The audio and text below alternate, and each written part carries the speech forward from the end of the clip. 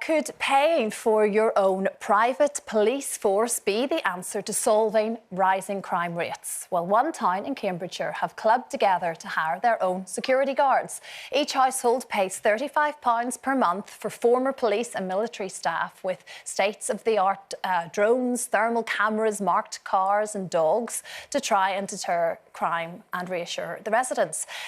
It's awful that we have to come to this point. £35 a month is a lot of money for a lot of people, so I'm guessing you're lucky if you can contribute. Yes.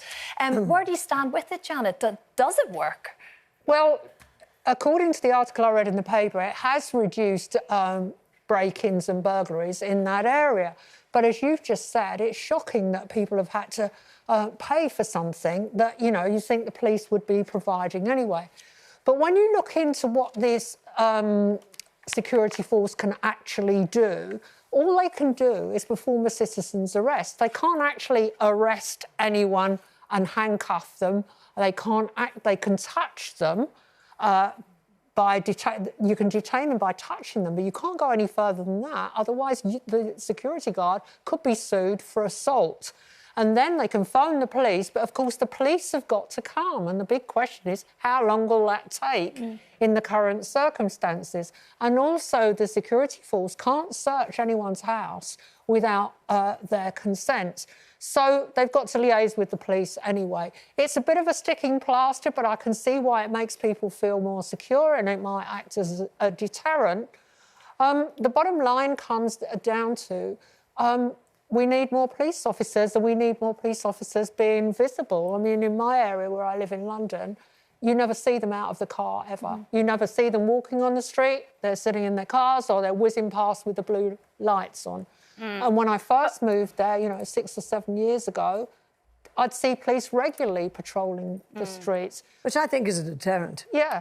I think that's a deterrent. And I think these people will be a deterrent, but it absolutely infuriates me that people there are having to spend £35 a month when what the hell are our taxes going on? Because it's driving me insane that now we're taking everything into our own hands. We're paying almost for our own police forces now, And I go around every day and I see the Rosa estate, that stupid train line that they were making that's cost now millions in debt, trillions in debt, all our tax money. And it just annoys me when I read this that they shouldn't have to do it. But the fact is, even if more police were involved, and it's not the police's fault either, we need more policemen and we certainly need them on the street. But it's the deterrent of the courts and the criminal justice system, because these people get fined, it's like £20 a slap on the wrist. That isn't going to deter anyone. No. Well, in actual fact, Colleen, just to pick up on what Colleen has said, there is no deterrent. That's the problem. First offence, you can go into a shop, a house, anywhere you want, nothing. Second offence, nothing. Third offence, maybe a bit of a fine. So there is no deterrent. And we actually have two gentlemen in the front row who come from New York. And I was thinking from the point of view when Giuliano was mayor, he went for, because, the first time I went to New York, the hotel would say, don't walk along the street, don't walk along, take a taxi. And Giuliano went for zero tolerance. And he cleaned up America almost like that. And so something definitely needs to be done. And I just think it's shocking. It is the system in the courts that, to me, is the bottom line, no deterrent. So, people can go into shops that we've seen on the telly, take food, take money. How is one person behind the till and maybe one commissioner? What are they going to do if 5 lads go in? I know, and the thing is that fines aren't necessarily the answer either, because people haven't got the money in the first place, so then you're just stacking up more crimes because they won't pay the fines at all. And also we've got a backlog in the criminal justice system.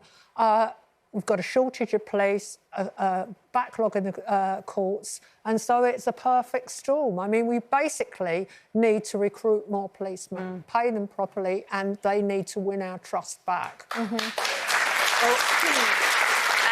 A spokesperson for the Cambridgeshire Police, they've been in touch and they said we would neither recommend nor dissuade the use of these security companies. However, our advice would be to remain vigilant and report any suspicious activity to police. Demand for our services also remains very high, so we have to prioritise our response based on resources and other ongoing incidents, which sadly comes back to what we've said. And like you said, they can't do really any more than what they're doing, but if the crimes are happening. I mean, we know ourselves that we've been broken into. It's absolutely traumatic for anyone that's gone through it. And it's an even more traumatic aftermath, trying to think, well, are they ever going to get caught? Are they going to go and do it again to another house? Yeah, and burglar alarms go off all the time in central London, and nobody does anything about it whatsoever. You just walk past and hope that it's nothing bad. It's an awful state of affairs.